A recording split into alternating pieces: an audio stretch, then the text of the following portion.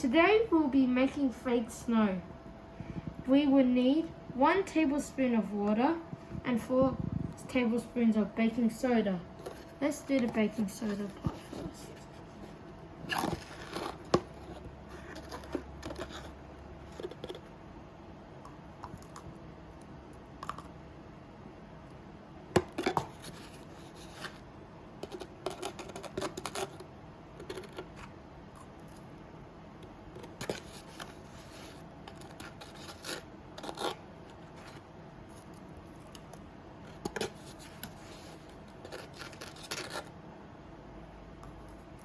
So 4 scoops are in now.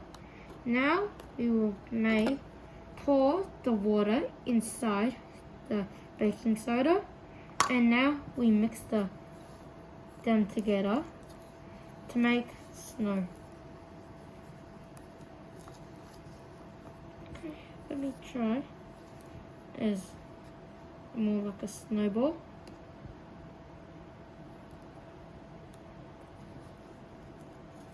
Yeah, so you could make many shapes out of it. You can make a snowman too.